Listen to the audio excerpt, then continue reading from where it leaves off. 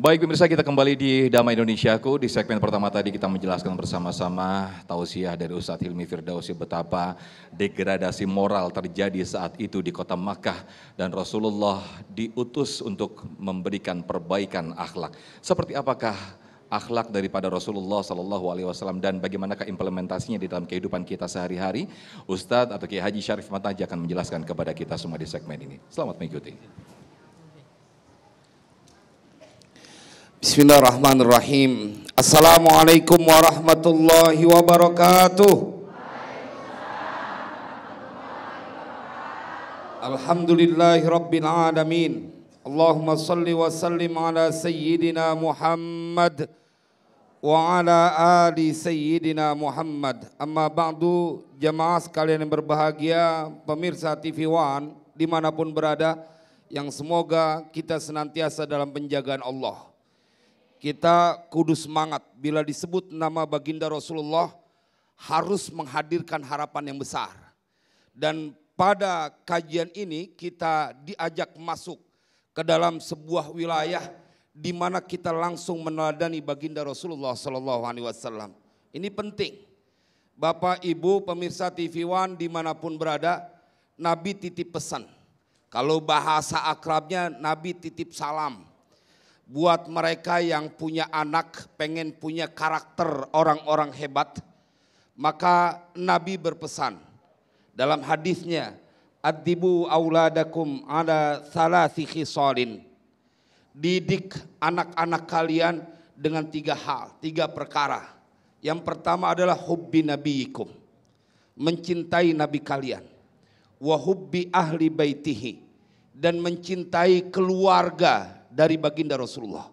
Yang ketiga adalah qiraatil Quran, yaitu membaca Al-Quran. 3 hal ini bila bapak dan ibu, pemirsa TV One dimanapun berada, kemudian diwujudkan dalam kehidupan berumah tangga, diajarkan kepada anak-anaknya, maka jadilah anak-anak itu kelak menjadi orang-orang yang berkarakter sesuai dengan apa yang Allah perintahkan di dalam Al-Quran. Jemaah, apalagi kita lihat di sini banyak ibu-ibu dan bapak yang membawa anaknya dalam usia balita karena ingin sejak dini mengenalkan dengan majlis-majlis mulia. Apalagi kita disebutnya oleh Nabi sedang berada di taman surga. Kalau ente pengen masuk surga, kudu demen main ke tamannya. Kalau kagak mau main ke taman surga, bagaimana ente mau masuk surga? Tamannya aja kagak resep. Maka jamaah sekalian berbahagia, apa yang ingin saya sampaikan pada pesan Nabi ini?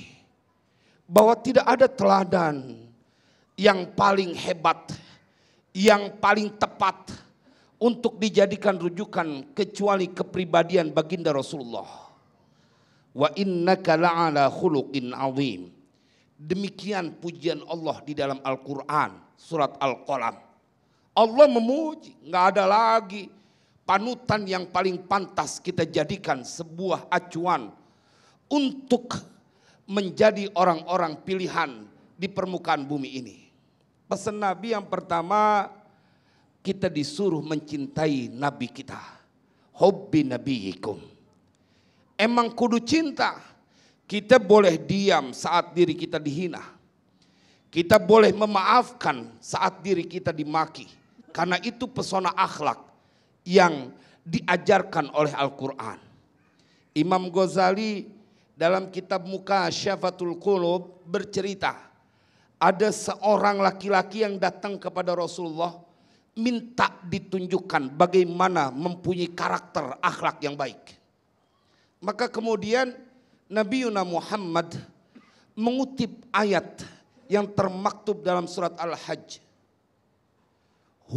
Khudil afwa wa'mur bil urfi wa'arid anil jahilin. Jadilah engkau pemaaf dan teruslah perintahkan untuk berbuat kebaikan. Gelora amar ma'ruf nahi mungkar. Dan kemudian berpalinglah engkau dari orang yang bodoh.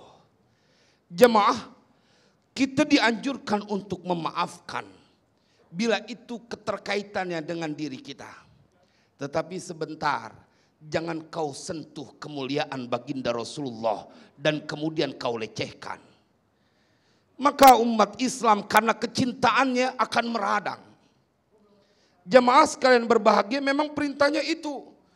Dalam kitab fikih bahkan diajarkan ada tugas dari orang tua. Kau untuk mengenalkan kepada anakmu siapa baginda Rasulullah. Agar mereka mengidolakan. Bila sudah mencintai baginda Rasulullah, mau zaman berganti dan semakin berganti terjadi kerusakan moral, kita akan menjadi tenang, anak kita sudah mengidolakan baginda Rasulullah. Jangan apalagi sih sampai ngikutin semua akhlak baginda Rasulullah. Dia cinta, dia banyak sholawat, Allah jagain. Wa hubbi ahli baitihi. Nabi juga pesan kalau pengen engkau mempunyai anak-anak hebat, kau kudu punya cinta kepada keturunan baginda Rasulullah. Jangan Pak, jangan Ibu, kita ikut-ikutan memusuhi cucu baginda Rasulullah Sallallahu Alaihi Wasallam. Kita jadi engkong gitu ya. Kalau orang Tarumajaya manggil engkong kan kalau kakek, engkong ya. Jadi engkong punya cucu. Bener dah kita ambil contoh cucu kita salah. Kita bilang udah maafin cucu aneh. Jangan dimusuhin mulu. Apalagi cucu kita kagak salah. Dimusuhin. Engkongnya marah apa kagak? Marah banget. Ada bambu dibawa.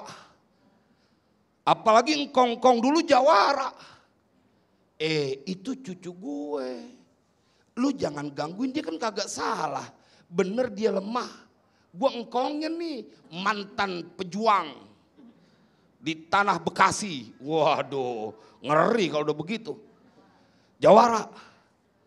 Bagaimana kalau cucu baginda Rasulullah kemudian engkau membencinya? Kebencian kepada siapapun tidak dibenarkan kecuali kebencian kepada kemungkaran.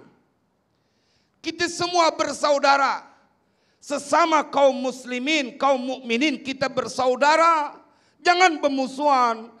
Bahkan kepada yang berbeda agama. Kita tidak boleh memusuhi karena kita diikat dalam persaudaraan satu nusa, satu bangsa. Apalagi di dalam tubuhnya mengalir darah baginda Rasulullah. Ente kebangetan nekat musuhin cucu Nabi. Kebangetan nekat. Nanti di yaumil qiyamah kau membutuhkan syafaat dari baginda Rasulullah Sallallahu Alaihi Wasallam. Beliau titip pesan dan cintailah anak keturunan baginda Rasulullah. Yang ketiga, qiraatil Quran, baca Al-Quran. Kenapa? Karena Sayyidah Aisyah menceritakan kana khuluquhul Quran, adalah akhlak baginda Rasulullah Al-Quran. Nanti kita lanjutkan. Masya Allah, luar biasa sekali apa yang disampaikan Kiai Haji Syarif Mantaji. Ketika kita menjadi pemaaf atau contoh karakter yang luar biasa sekali dicontohkan oleh Rasulullah Sallallahu Alaihi Wasallam, jadilah sebagai pemaaf. Ketika kita menjadi pemaaf, maka baik kita yang memaafkan ataupun yang dimaafkan akan tumbuh kecintaan, bukan sebaliknya, yaitu kebencian. Itulah salah satu karakter Islam yang dicontohkan oleh oleh Rasulullah Sallallahu Alaihi Wasallam. Di segmen berikutnya, pemirsa, segmen 3 dan juga segmen 4 nanti kita akan buka sesi tanya jawab. Kita akan undang para jamaah di sini untuk memberikan pertanyaan dan nanti akan dijawab oleh guru-guru kita. Tetaplah di Damai Indonesiaku, usai jeda kami akan kembali.